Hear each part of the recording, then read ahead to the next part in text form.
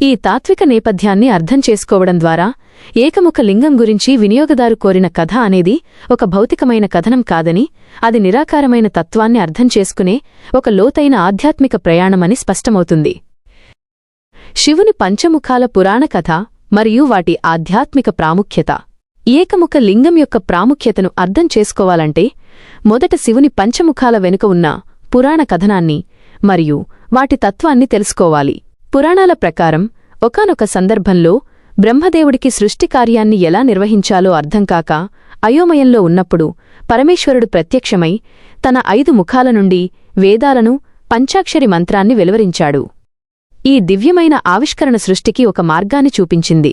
శివుని ఈ 5 ముఖాలు కేవలం ఆయన రూపంలోని భాగాలు మాత్రమే కాదు, అవి విశ్వంలోని 5 దిక్కులను, పంచభూతాలను, 5 ప్రధాన శక్తులను మరియు సృష్టి, స్థితి, లయం వంటి 5 ప్రధాన కార్యాలను సూచిస్తాయి. ప్రతి ముఖం ఒక ప్రత్యేకమైన తత్వాన్ని మరియు కార్యాన్ని ప్రతిబింబిస్తుంది. ఈ ముఖాలను వాటి దిశ, రంగు, తత్వం, శక్తి మరియు ఉద్దేశ్యం ఆధారంగా వర్గీకరించవచ్చు.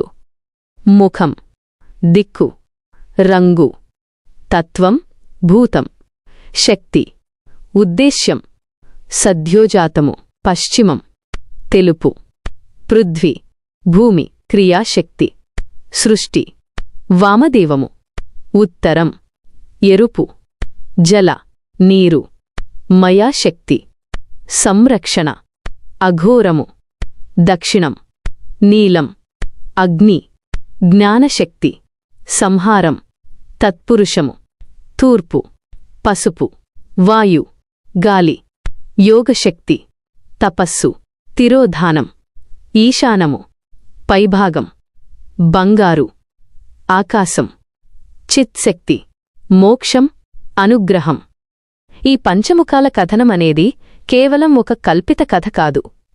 ఇది సృష్టి, స్థితి, లయ, తిరోధానం, జ్ఞానాన్ని దాచిపెట్టడం మరియు అనుగ్రహం, మోక్షాన్ని ప్రసాదించడం అనే 5 విశ్వకార్యాలను, పంచాకృత్యాలు వివరించే ఒక ఆధ్యాత్మిక నమూనా. ప్రతి ముఖం ఒక నిర్దిష్ట విశ్వకార్యాన్ని, శక్తిని మరియు దిక్కును సూచిస్తుంది. ఈ నేపథ్యంలో ఏకముఖ లింగం అనేది ఈ 5 దివ్య రూపాలలో ఒకటైన తత్పురుష స్వరూపాన్ని సూచిస్తుందని స్పష్టమవుతుంది. ఈ విధంగా ఏకముఖ లింగం యొక్క ప్రాముఖ్యత ఒక విశాలమైన పురాణ మరియు తాత్విక కథనంలో ఇమిడి ఉంది. ఏకముఖ లింగం, తత్పురుష స్వరూపంపై సమగ్ర విశ్లేషణ. ఏకముఖ లింగమనేది శివుని పంచముఖాలలో ఒకటైన తత్పురుష